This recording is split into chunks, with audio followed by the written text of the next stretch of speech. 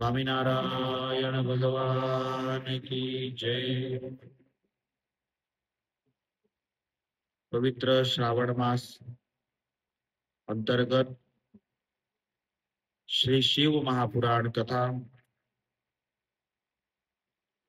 मंदिरामध्ये विराजमान श्री लक्ष्मीनारायण देव, श्री घनश्याम महाराज, श्री राधाकृष्ण देव, चार धाम अयोध्या, पुरी, त्याचप्रमाणे पंढरपूर, विघ्नविनायक देव, कष्टभंजन देव सभेत मध्ये विराजमान परमपूज्य सद्गुरु स्वामी गोविंद प्रसादजी स्वामी, कथा प्रेमी सर्व श्रोतागण, सर्वांना जय श्री स्वामीनारायण। काल आपण भगवान शिव आणि माता पार्वतीचा लग्न सोहळा ऐकला होता। भगवान शिव यांना माता पार्वती समर्पित झाल्या आणि शेवटी मेनावतींनी माता पार्वतींना उपदेश दिला की जशी तू तिथे पोहोचले म्हणजे तुझं शासन चालवलं, काय असं शिकवलं का? कोणाचं ऐकायचं नाही, धीरे धीरे पक्क सारा करायचा, थोडस डिस्टन्स ठेवायचं सर्वांमध्ये। बघा, आधी किंवा जे खरोखर कमी शिकलेले असतात ना, ते हृदयापासून आपल्या सोबत राहतात। जो जास्त शिकलेला असतो किंवा जास्त बुद्धिशाली असतो तो संबंधांमध्ये डिस्टन्स ठेवतो आणि कामापुरतं वर्तन करणारे असतात। हे लोक कधीच आपल्याला कामा येत नाही, ते फक्त तेवढ्यापुरते व्यवहारापुरते असतात। जो माणूस हृदयापासून आपल्याशी गोष्ट करतो, काम नसताना आपल्याला आपले कुशल समाचार विचारतो, तो खरा आपला माणूस आहे। तो केव्हा तरी कामा येतो। बाकी तर तुम्ही आयसीयू मध्ये पण असले तर वाट पाहता, घरी आल्यानंतर पाहून वाचला तो, किंवा यांना काही तुमच्याविषयी भावना नसते। म्हणून जो व्यक्ती आपल्याशी हृदय जोडून गोष्ट करत असला, कारण की वाणीवरून माहित पडतं, वर्तनावरून माहित पडतं की या व्यक्तीला आपल्याविषयी प्रेम आहे, तर त्या व्यक्तीसाठी आपण वेळ काढावा, त्या व्यक्तीला काम नसताना पण फोन करावा, त्या व्यक्तींना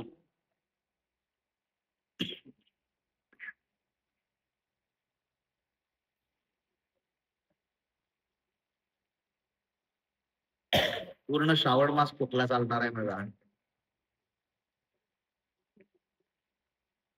आता असं बोललोय ना मी, म्हणजे 15 प्रकारचे उपाय मला व्हॉट्सअपला येते, स्वामी आज असं घ्या, स्वामी अशी दवा घ्या, पण सर्व दवा घेऊन झालेले आहे, सर्व उपाय करून झाले आहेत। तर माता पार्वतींनी मेनावतींनी जे जे सांगितलं ते सर्व ध्यानपूर्वक ऐकलं। शेवटी माता होत्या, त्यांनी एक ब्राह्मण स्त्रीला बोलवून एक खोलीमध्ये बसवलं आणि कोणी नसताना त्या एकट्या खोलीमध्ये एक ब्राह्मण स्त्री आणि माता पार्वती या दोघं पण तिथे बसले आहे आणि ती ब्राह्मण स्त्री माता पार्वतींना पतिव्रता धर्माचा उपदेश देत आहे। आता माता पार्वतींचं स्मरण केल्याने स्त्री पतिव्रता होऊन जाते, त्यांना ही आवश्यकता नाही आहे। पण ह्या क्षणी संसारी लोकांनी स्वतःच्या कन्येला विदाई देताना काय सांगायला पाहिजे ही प्रेरणा मिळावी म्हणून हा उपदेश इथे लिहिलेला आहे। एक गोष्ट यात अशी पण समजण्यासारखी आहे की तुम्हाला जर तुमच्या मुलींना पण काही सांगायचं आहे तरी पण तिला उपदेश एकांतामध्ये द्यावा. सर्वांसमोर सांगितल्यानंतर सर्व गोष्टी आवडतीलच असं नाही. तुम्ही सांगितलं असतं सर्वांसमोर आणि तिने तसं वर्तन नाही केलं तर त्यावेळेस ऐकणारे जे 2, 4, 5 जण होते ते ऐक सांगतील की तुला तर सांगितलं होतं. जर एकट्यामध्ये माणसाला काही त्याची भूलचूक होत असली ते सांगितल्याने तो माणूस त्यामध्ये फेरबदल करतो. तर मेनावतीने ब्राह्मण स्त्रीला बसवलं आहे. माता पार्वती बसल्या आणि ती ब्राह्मण स्त्री पतिव्रता धर्म हा किती पवित्र धर्म आहे त्याविषयी सांगू लागल्या. ती ब्राह्मण स्त्री म्हणते, हे उमा, या संसारामध्ये सर्वात पवित्र आणि धन्य अशी पतिव्रता नारी आहे, जी पूजनीय आहे. तिचं दर्शन जर कोणी करतो तर दर्शन करणाऱ्याचे पाप नष्ट होऊन जात असत. एवढी पवित्र आणि गंगाजी समान ती स्त्री आहे. गंगाजीचं स्मरण केल्याने पाप नष्ट होता, आंघोळ केल्याने पाप नष्ट होता. त्याचप्रमाणे गंगाजी समान पतिव्रता नारी सांगितली की तिचं स्मरण केल्याने, तिचं दर्शन केल्याने तरी सुद्धा पापी जीव पण शुद्ध होऊन जातो. एवढी पतिव्रता नारी धन्य आहे. पतीला परमेश्वर समजून जी स्त्री कायम पतीची सेवा करते ते ह्या लोकामध्ये सर्व भोगांना प्राप्त करते आणि हा देह पडल्यानंतर ती भगवंताच्या धर्माला प्राप्त करते. एवढ्या पतिव्रता धर्माचा महत्व सांगण्यात आले.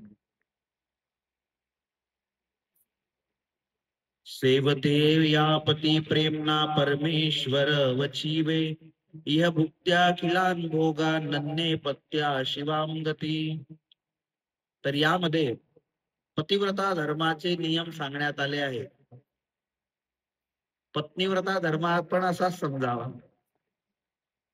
जेवढा पत्नीचे धर्म आहे तेवढेच पतीचे पण धर्म यामध्ये समजावे.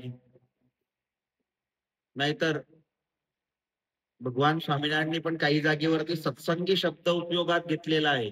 तर सत्संगीमध्ये सर्व चालेल.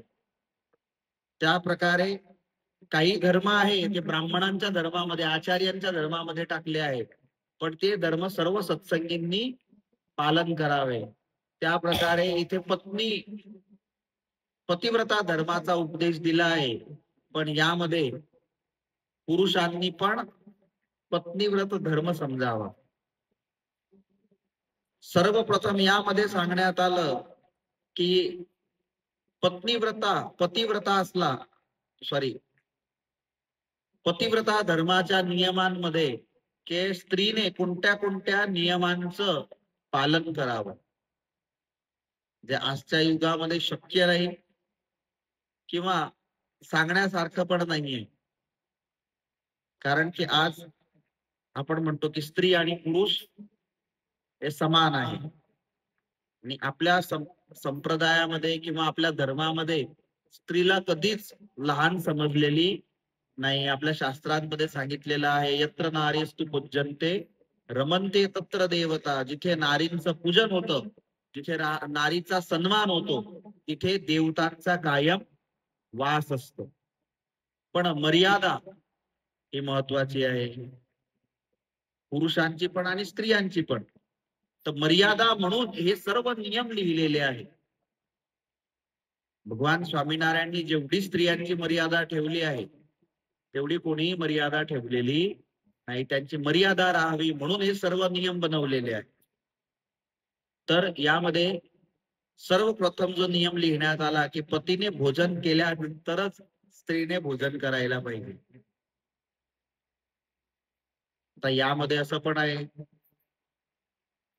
कोणी दुकानदार असला तर तो रात्री 11 वाजता येतोय, तर रात्रीला तर जेवण करण्याचा नियम आपल्या शास्त्रांमध्ये नाही. सूर्य अस्त होण्याच्या आधी जेवण करायला पाहिजे. तुम्हाला सांगतोय पण मी पण तो आता सध्या पालन करतो. थाळ झाला इथे म्हणजे 7च्या आधी करून घेतो. तर पतीने भोजन केल्यानंतरच पत्नीने भोजन करायला पाहिजे आणि भोजन करताना जे जे बनवलेलं असलं ते पतीला वाढायला पाहिजे. नाहीतर जेवण करताना व्हीआयपी कोटा आणि व्हीआयपी कोटा असतो. काही जे भांडी असतात ते फ्रीज मध्ये असतात किंवा कपाटामध्ये असतात की नंतर यांचं झालं की मग आपण आहेच. जर सकाळी सकाळी टिफिन बनवून देत असले तर मग ते टिफिन मध्ये जे तुम्ही दुपारी खाणार असले ते पण पतीला वाढून द्यावं. राजू दादा टिफिन येत आणता की तिथे घरी जेवण करता? घरीच असतं का? मग बराबर. त्यानंतर सांगितलं की पती झोपण्यानंतर पत्नीने झोपायला पाहिजे. पती झोपण्याच्या अगोदरच नाक बोलवायला नको आणि पती उठायच्या अगोदर पत्नीने उठायला पाहिजे. कपट सोडून पतीचं कायम हित होईल अशी त्याला सल्ला सूचन आणि त्यासाठी कार्य केले पाहिजे. त्याचं अहित होईल असं कधीही करू नये. त्यानंतर पती जर परदेश गेला असला, परदेश शब्द असा पण यामध्ये वापरला जाईल आपण की बाहेर गावी गेला असला तर त्या समयी स्त्रीने शृंगार करू नये. यात असं असू शकतं की शृंगार कोणासाठी करायचा? आता आपण पाहतो घरामध्ये आपण कसेही फिरतो पण जेव्हा बाहेर कोणत्या फंक्शन मध्ये जातो, कोणाच्या घरी जातो तेव्हा तयार होऊन जात असतो, बरोबर? तर आता खरोखर कोणाच्या समोर तयार व्हायला पाहिजे? पतीच्या समोर तयार व्हायला पाहिजे. आणि आपण कोणाला दाखवायला जातो? बाहेरच्या लोकांना दाखवायला जातो. म्हणून दुसऱ्या पुरुषांच्या मनामध्ये विकार उत्पन्न न व्हावे म्हणून त्या क्षणी जेव्हा पती परदेशी गेला असला त्या क्षणी तिथूनच शृंगार करू नये. त्यानंतर पतिव्रता स्त्रीने कधी पण स्वतःच्या पतीचं नाव घेऊ नये. म्हणून नाव घेऊ नये. आपल्यामध्ये आज पण पहा तुम्ही मुलाचं नाव घेऊन बोलवत असतात, बरोबर? पुरुष असला तर तो पण लगभग स्त्रीचं नाव काही घेत नाही, पण आता धीरे धीरे धीरे धीरे घेत असतात. त्यानंतर पतींना कधी कटुवचन बोलू नये.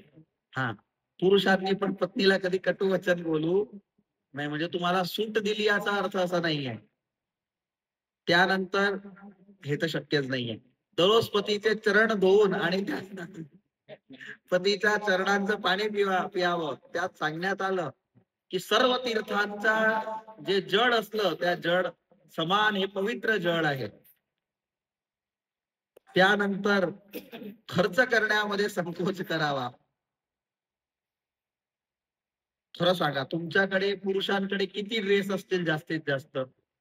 मी एक अंदाज मारला तरी पण जास्तीत जास्त 10 जोडीच्या वरती तर शर्ट किंवा पॅन्ट नसतीलच. याच्या वरती तर नसतीलच. हा, कमीच असतात. आणि शर्ट जास्तीत जास्त 10 असतील, 2-4. हा, आता स्त्रियांकडे सांगा किती साड्या आहेत? तरी पण माझ्याकडे कपडे नाहीच आहेत. तर संकोच करावा.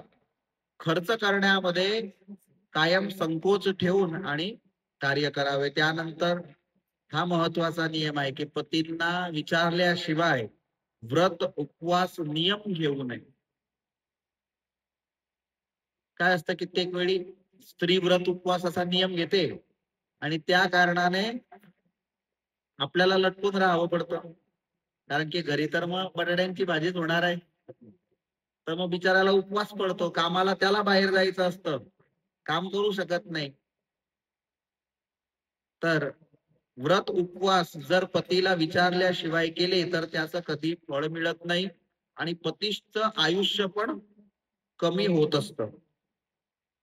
कधी पण पतीपेक्षा उंच आसनावरती बसू नये. हा नियम तर आता काही शक्य नाही, कारण की आता तर सोफे आहे. सोफ्यावर बसलो, पत्नी थोडी पायात बसणार आहे. आणि पहा तुम्ही सर्व खालते बसले आहे, ते बसले की नाही खुर्चीवर सर्वेचे सर्वे, म्हणजे आपल्यापेक्षा पाय लवकर त्यांचे जाता, बराबर. आपल्यापेक्षा म्हातारे लवकर ते होता, आपल्यापेक्षा जाड लवकर तेच आहे सर्वेचे सर्वे. म्हणून आता आता काही शक्य नाहीये, पण शक्य असेल तोपर्यंत, जसं की आता गुरुचं आसन असलं तर ते जे खुर्ची आहे त्याच्यावरती आम्ही कोणीच बसत नाही. मी ज्या खुर्चीवर बसतो त्या खुर्चीवर कोणीच तुम्ही सत्संगी बसत नाही. तर हे एक मर्यादा म्हणून त्या प्रकारे असतं की जिथे पतीचं आसन असलं त्या जागेवरती बसू नाही, हे एक मर्यादा आहे. त्यानंतर कावत्रा म्हणजे छल कपट, निंदा, कलह यापासून कायम दूर राहून पती सेवा करावी. म्हणजे आता यामध्ये सर्वच आलं, घरामध्ये जॉईंट फॅमिली असली म्हणजे हे सर्व गोष्टी घडू शकतात, सर्वच गोष्टी होऊ शकतात. निंदा येते, एक दुसऱ्याची ईर्षा होते, घरामध्ये काही ना काही विवाद होतो, त्या कारणाने अशांती घरामध्ये राहते. त्यानंतर सर्वांचे जे मस्तक असता बुद्धी असते ते सर्व तामसी होते. काही काही लोक बिचारे एवढे दुःखी आहेत, कित्येक लोक येतात ना इथे, मला विचारतात काहीतरी तुम्ही काहीतरी करा. काय लोकांना सध्या चमत्कार लवकर हो पाहिजे म्हणून मग ते आमचा सहारा घेतात. तर मी त्यांना सांगतो मग चमत्कार असा नाही होत, चमत्कार फक्त भगवान करू शकता, आम्ही काही बाबाजी नाही आहे की आता मोठा चमत्कार करून दिला कोणता. नाही, तुम्ही पौर्णिमा भरायला या, मंदिरात दर्शनाला या, याने तुमचा पुण्याचा संचार होईल आणि तुमचे प्रारब्ध बदलतील. बाकी जे स्वतःला म्हणत असतील की आम्ही चमत्कार करतो, तर त्यांनी स्वतः आधी स्वतःच्या जीवनामध्ये चमत्कार करावे. हे एवढा कोणी आता आज भजनिक असा नाहीये, हा मोठे संत असले त्यांच्या भजनामुळे आशीर्वाद दिला.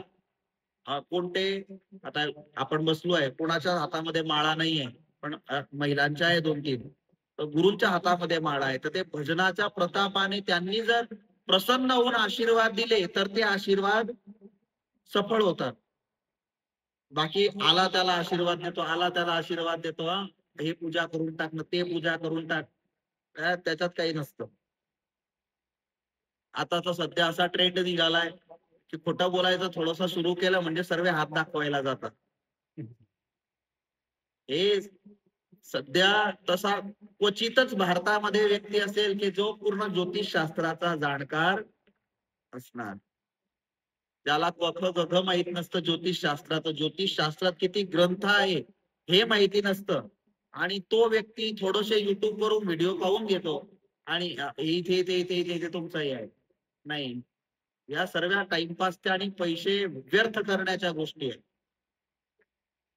आपण भगवंतावरती विश्वास ठेवावा, आपण आपल्या भजनावरती विश्वास ठेवावा. बाकी हा ग्रह मला नडत असेल ना, तो मला आहे ग्रह, हे सर्व आपण आस्तिक लोक आहोत सर्व, त्यात हे नाही. पण ज्याला पूर्ण शास्त्राचं ज्ञान असेल त्याकडून तुम्ही ते माहिती घ्या. ज्याने पारंपरिक रीतीने अभ्यास केला असेल त्या व्यक्तीकडून तुम्ही ते ऐका. ज्याच्या जीवनामध्ये 1000 प्रकारचे कलेश असले, तो काय तुमचे कलेश दूर करणार आहे. म्हणून घरामध्ये कधी अशांती असली तर सर्वांचे स्वभाव तसे होत असतात. पती नाराज होतो म्हणजे भगवान नाराज झाले, म्हणून कधी पण अशा प्रकारचं वातावरण घरामध्ये न करता पतीची कायम सेवा करावी.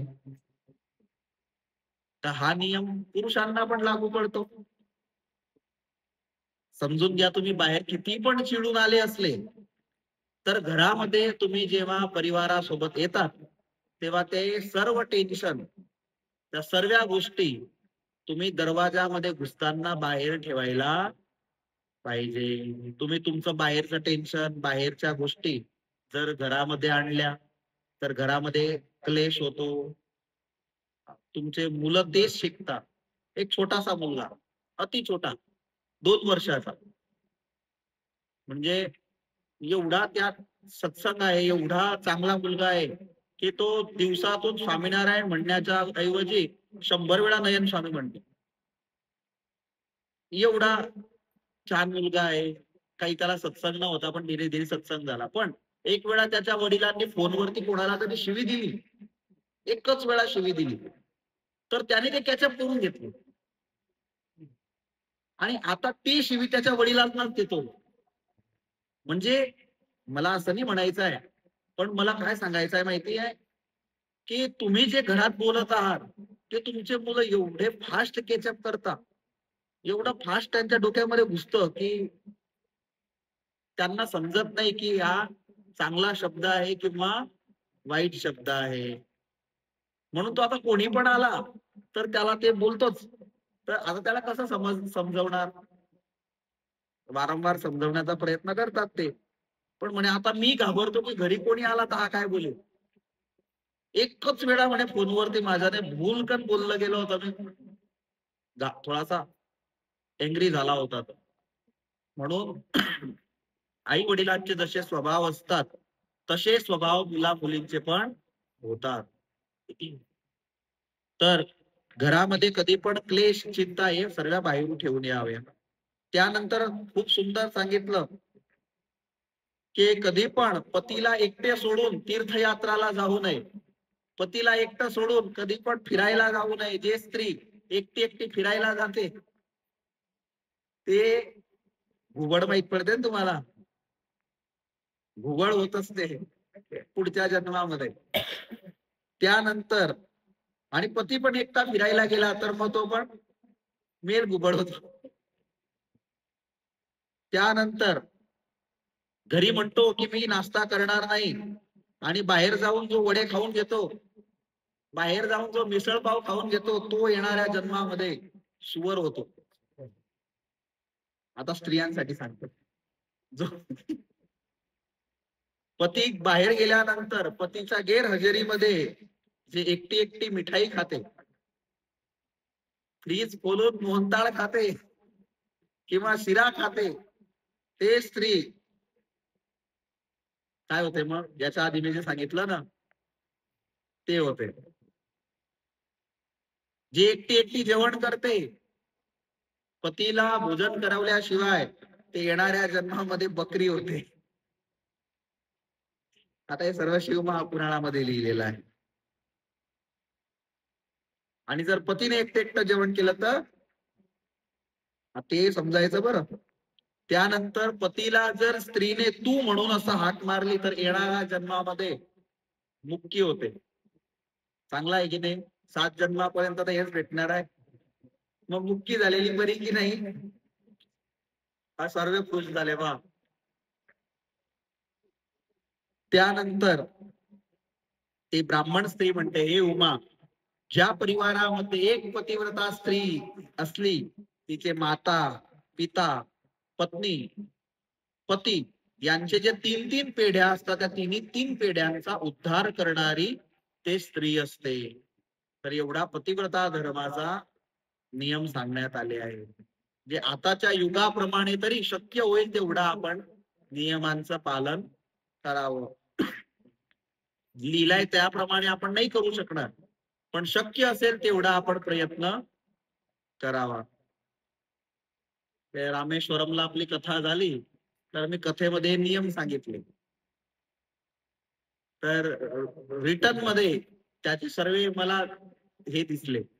एक बाई स्वतःच्या पती, तुम्ही कुठे आहे म्हणे, या लवकर इथे, मला भूक लागली, पहिले तुम्ही जेवण करा नंतरच मी जेवण करणार.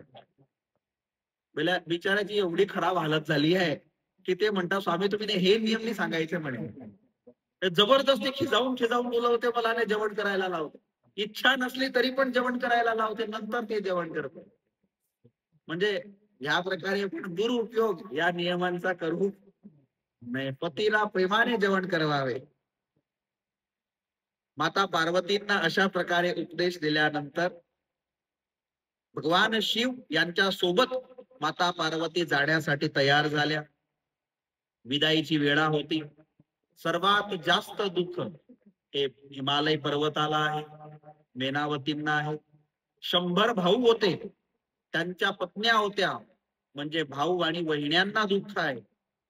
वारंवार वारंवार रडून रडून माता पार्वतींना विदाई देत आहे. अनेक ब्राह्मण स्त्रिया या संपूर्ण परिवाराला समजवत आहे.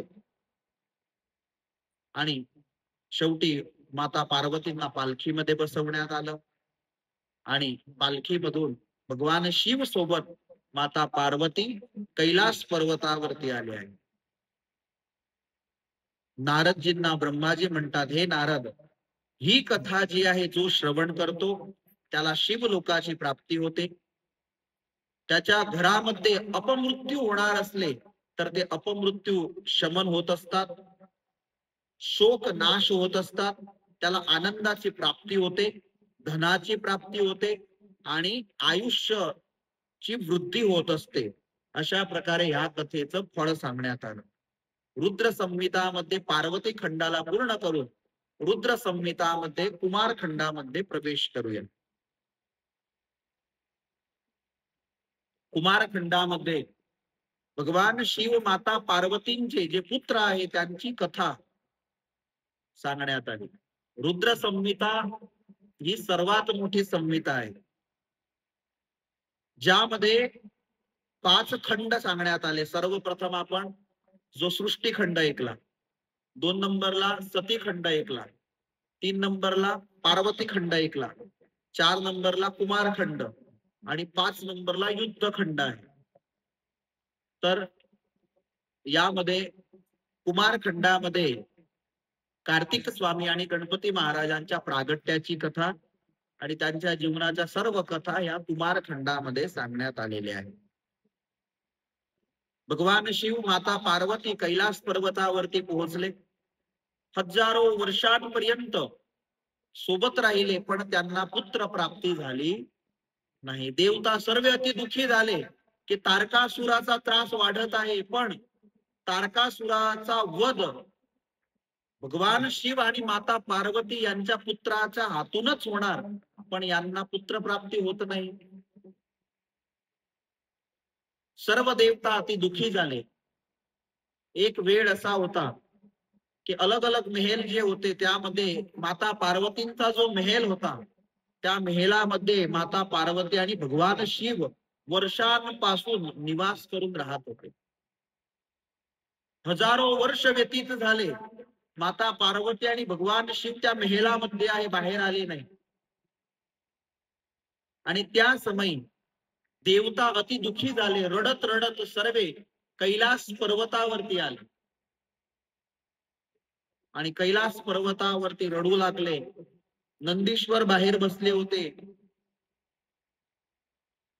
नंदीश्वरांना विचारतात की भगवान शिव कुठे आहे? आमचं दुःख दिवसेंदिवस वाढत जात आहे. त्यांचा पुत्रच तारकासुराला मारू शकणार, आम्हाला तारकासुर खूप त्रास देत आहे. तेव्हा नंदीश्वर म्हणतात की हजारो वर्षांपासून माता पार्वतींच्या महलामध्ये भगवान शिव एकांतामध्ये आहे आणि हजारो वर्ष झाले बाहेर आले नाही. देवता अति दुःखी झाले की जर भगवान शिव अजून बाहेर आले नाही तर आमचं दुःख आम्ही कोणाला सांगावं. अति दुःखी झाले आणि जे ऋषी मुनी होते, देवता होते, ते सर्व जोरजोराने रडू लागले. आता त्या क्षणी माता पार्वतींसोबत भगवान शिव असल्याने एकांतामध्ये होते आणि त्या समयी पुत्र प्राप्ती होणारच होती, पण त्यापूर्वी भगवान शिवच्या कानी रडाईचा आवाज पडला. भगवान शिव रडण्याचा, अति दुःखी कोणीतरी रडत आहे असा आवाज ऐकून भगवान शिव बाहेर निघाले. माता पार्वतींनी थांबवण्याचा प्रयत्न केला, पण भगवान शिव थांबवू शकले नाही आणि बाहेर रडण्याच्या दिशेकडे आले तर सर्व देवता बाहेर रडत होते. भगवान शिव म्हणतात, तुम्ही का रडत आहात? सर्व देवता म्हणतात की तारकासुराचा वध तुमच्या पुत्राच्या हातून होणार, तुम्हाला अजून पुत्र प्राप्ती झाली नाही आणि आमचं दुःख दिवसेंदिवस वाढत जात आहे. तारकासुर त्रास देत आहे. म्हणून आम्ही सर्व आज दुखी होऊन तुमच्या शरणी आलो आहोत. तुम्ही काहीतरी रस्ता काढा. आणि त्या क्षणी भगवान शिव यांचं वीर्य जमिनीवरती पडलं. भगवान शिव म्हणतात की तुमच्या रडण्याच्या आवाजाने मी बाहेर आलो, नाही तर पुत्र प्राप्ती होणारच होती. तेवढ्यात भगवान शिव यांना उशीर झाला, म्हणजे माता पार्वती बाहेर येऊ लागले. आणि तेवढ्यात भगवान शिव यांचं जे वीर्य जमिनीवरती पडलं होतं ते अग्निदेवतांनी कबुतराचं रूप धारण केलं आणि कबूतर बनून ते वीर्य भगवान शिव यांचं अग्निदेव पिऊन गेले. आणि तेवढ्यात माता पार्वती बाहेर आल्या. माता पार्वतींची नजर ते त्या कबुतरावरती पडली, अग्निदेवावरती पडली. अति क्रोध आला की जी संतान प्राप्ती मला होणार होती ते आता होणार नाही. आणि हे या देवतांच्या कपटामुळे झालं, देवतांच्या रडण्यामुळे झालं, यांच्यामुळे मला आता पुत्र प्राप्ती होणार नाही. आणि अति क्रोध माता पार्वतींना आला. आणि सर्वप्रथम माता पार्वतींनी अग्निदेवाला शाप दिला की हे अग्नी, माझ्या भागाचा जो भाग होता, वीर्य होतं, ते तू पान करून घेतलं, म्हणून आता मी तुला शाप देते. तुझ्या कारणाने मला पुत्र प्राप्ती होणार नाही. या सर्व देवता ज्यामध्ये दोषी आहेत, आजपासून तुला पवित्र अपवित्रचं भान राहणार नाही. तुझ्यामध्ये जो कोणी जे वस्तू टाकणार ते वस्तू तू स्वीकार करून घेशील. आणि तू जे ग्रहण करशील तुझ्या माध्यमातून हे सर्व देवता पण ग्रहण करतील. आपण अग्निदेवांना कोणाचा पण यज्ञ असो, कोणाच्या माध्यमातून देवतांपर्यंत पोहोचवतो, अग्निदेवांच्या माध्यमातून. आता अग्नीने जे वीर्यपान केलं होतं त्या कारणाने शरीरामध्ये सर्व जळू लागले. माता पार्वतींनी सर्व देवतांना पण शाप दिला की जा आजपासून तुम्हाला कोणालाच पण ज्या रीतीने स्त्री प्रसूती होत असते त्या रीतीने कोणत्याच स्त्रीला, तुमच्या देवतांच्या स्त्रियांना गर्भ राहणार नाही. माता पार्वती भगवान शिवला घेऊन आतमध्ये निघून गेल्या. आता थोडे दिवस झाले, देवता पुन्हा दुःखी झाले. अग्निदेवांच्या कारणाने सर्वांनी ते वीर्य सर्व देवतांच्या शरीरामध्ये पोहोचलं आणि सर्व देवता होते ते गर्भवती झाले. स्त्री गर्भवती होते ते समजले, पण सर्व देवता गर्भवती झाले. सर्वेचे सर्व भगवान शिवकडे आले. भगवान शिवला म्हणतात की आम्ही हे सर्व मोठे मोठे पोट झाले आमचे, म्हणे आता कुठे जाऊ पण शकत नाही. भगवान शिव म्हणतात चिंता करू नका, माझी शक्ती आहे, तुम्ही वमनद्वारा हे सर्व तेज आहे ते बाहेर काढून टाका. आणि त्या क्षणी सर्व देवतांनी वमन केले आणि सर्व जे तेज होतं ते बाहेर निघून गेलं. सर्व देवतांना शांती झाली. पण अग्निदेवाने स्वतः पान केलं होतं म्हणून अग्निदेवांच्या शरीरामध्ये अजून बडत्रा होत होती. भगवान शिव म्हणतात कोणत्या तरी पवित्र स्त्रियांच्या शरीरामध्ये तेज तू सोडून दे, तर तुला शांती होईल. आता पवित्र स्त्रिया कोण असतील? अग्निदेव शोध घेऊ लागले. तेवढ्यात नारदजी भेटले. नारदजींना विचारलं की या पृथ्वीवर सर्वात पवित्र स्त्रिया कोणत्या असतील? तेव्हा नारदजींनी सांगितलं की प्रयाग क्षेत्रामध्ये ज्या स्त्रिया मार्गशीर्ष महिन्यामध्ये सर्वप्रथम आंघोळ करायला येतील त्या स्त्रियांच्या शरीरामध्ये तू हे तेज सोडायचं. प्रयाग क्षेत्रामध्ये कोपऱ्यामध्ये अग्निनारायण अग्नीच्या स्वरूपाने तिथे जळत आहे, वाट पाहत आहे मार्गशीर्ष महिन्याची.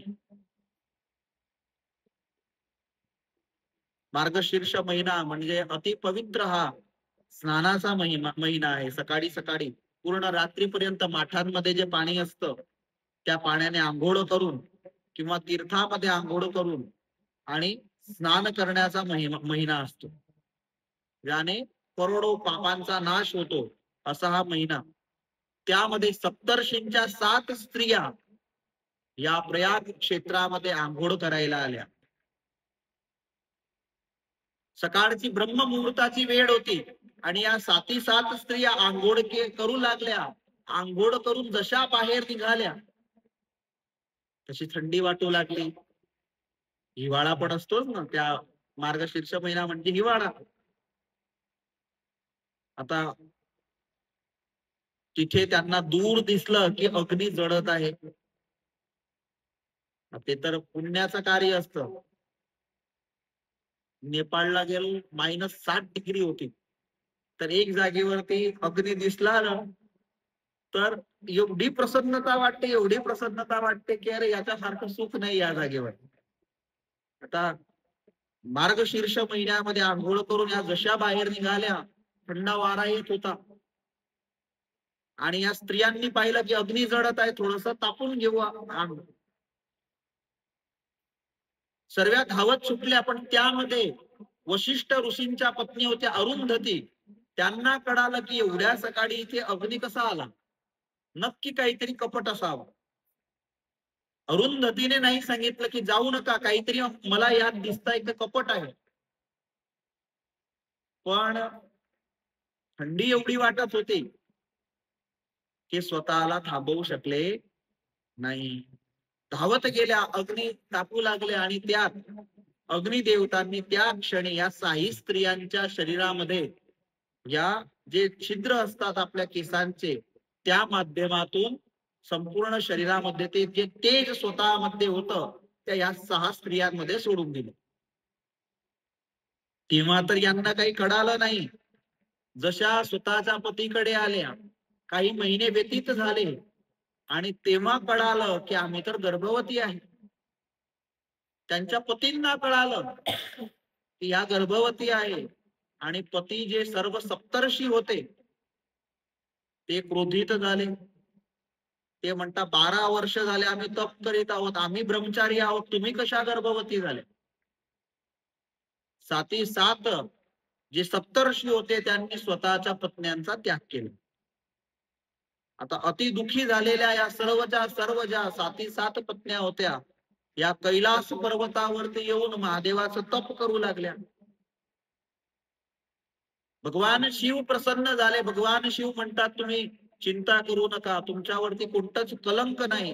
हे जे तेज आहे हे अशा प्रकारे माझंच तेज तुमच्या शरीरापर्यंत पोहोचलं आहे. सप्तर्षींच्या स्त्रिया म्हणतात की आता आम्ही तर या कारणाने कलंकित झालो, तुम्ही सांगा काय करावं.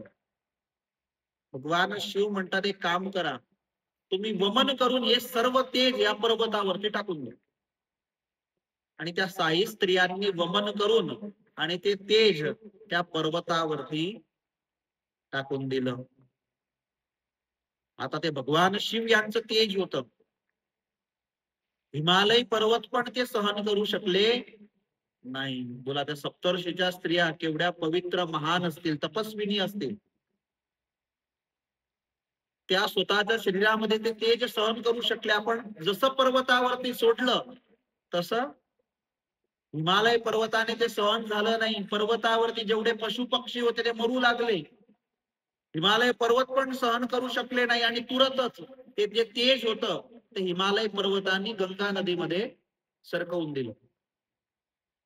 जसे गंगा नदीमध्ये ते तेज आलं, गंगा नदीमध्ये जेवढे जलचर प्राणी होते ते मरू लागले. गंगा नदीने पण ते तेज सहन झालं नाही आणि त्या क्षणी गंगा नदीने ते किनाऱ्यावरती गवत होतं त्या गवतामध्ये ते तेज फेकून दिलं.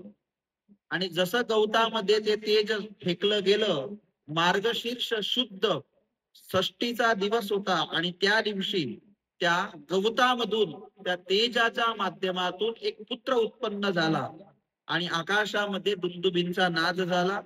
देवतांनी येऊन पुष्पांची वृष्टी केली, कारण भगवान शिव यांच्या तेज पासून एक पुत्र उत्पन्न झाला. बोला, टेस्ट ट्यूब बेबी त्या टायमाला पण म्हटला जाईल की नाही.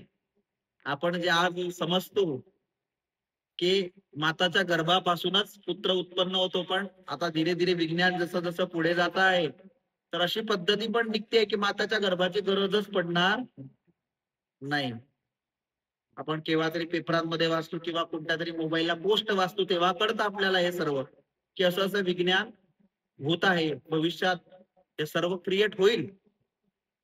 पण हे सर्व गोष्टी आपल्या शास्त्रांमध्ये आहेच लिहिलेल्या. आपल्या शास्त्रांमध्ये मानदाता राजा होते, तर मानदाता राजाला पुत्र झाला होता. त्या टायमाला ऋषी मुनींनी त्यांचं सिजर केलं होतं. तर या सर्व गोष्टी आपल्या पुराण कथांमध्ये अनेक कथा अशा आहेत की ज्या आज आपण समजतो की या आपल्या शास्त्रांमध्ये पण आहे. तर ते पुत्र जन्माला आले, विश्वामित्र ऋषी तिथे आले आणि विश्वामित्र ऋषींनी त्या बाळकाचं नाव स्कंद असं ठेवलं. कारण की गवतामधून उत्पन्न झाले, स्कंद म्हणून असं नाव ठेवलं. त्यानंतर धीरे धीरे तो बाळक मोठा झाला. अजून बालक असताना एके वेळी गंगाजी मध्ये 6 ज्या कृतिका होत्या त्या स्नान करायला आल्या. ज्या बद्रिकाश्रमामध्ये निवास करणाऱ्या होत्या 6 स्त्रिया, त्या आंघोळ करीत होत्या आणि या छोट्याशा बाळाला पाहिलं तर यांना झालं केवढा गोड हा पुत्र आहे. आणि त्यावेळेस पुत्र भाव उत्पन्न झाला आणि यांना झाला की छोटा बाळ आहे, याचं पालन करणारा कोणी नाही, आम्हीच याच्या आई आहे. आणि त्या 6 कृतिकांच्या स्तनांमधून दूध वाहू लागलं. आणि त्यावेळेस कार्तिक स्वामी जे स्कंद होते त्यांनी 6 मुख धारण करून आणि या 6 कृतिकांचं स्तनपान केलं.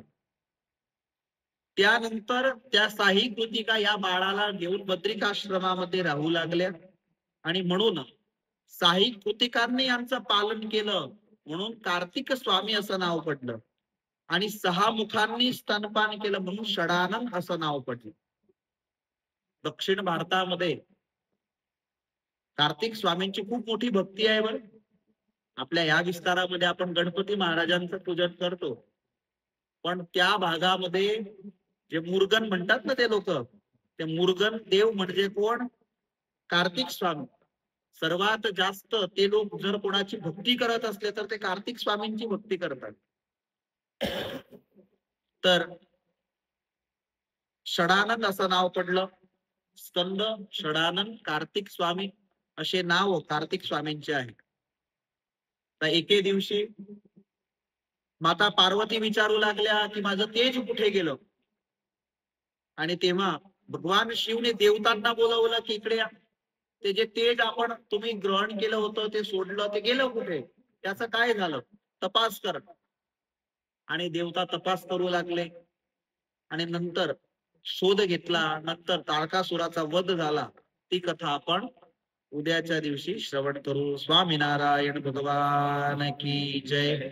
श्रीपतीम श्रीधरम सर्वदेवीश्वर मुक्तिधर्मध्वजं वासुदेवं वन्दे माधवं केशवं कामदं तारणं श्री स्वामीनारायण नीलकंठं भजे. गजानंद स्वामी महाराज की जय. ओम त्र्यंबकं यजामहे सुगंधिं पुष्टिवर्धनम् उर्वारुकमिव बन्धनात् मृत्योर्मोक्षीयमामृतात्. ओम त्र्यंबकं यजामहे सुगंधिं पुष्टिवर्धनम् उर्वारुकमिव बन्धनात् मृत्योर्मोक्षीयमामृतात्. ओम त्र्यंबकं यजामहे सुगंधिं पुष्टिवर्धनम् उर्वारुकमिव बन्धनात् मृत्योर्मोक्षीयमामृतात्. ओम त्र्यंबकं यजामहे सुगंधिं पुष्टिवर्धनम् उर्वारुकमिव बन्धनात् मृत्योर्मोक्षीयमामृतात्. ओम त्र्यंबकं यजामहे सुगंधिं पुष्टिवर्धनम् उर्वारुकमिव बन्धनात् मृत्योर्मोक्षीयमामृतात्. सिद्धेश्वर महादेव की जय. ओम नमः पार्वती पतये हर हर महादेव हर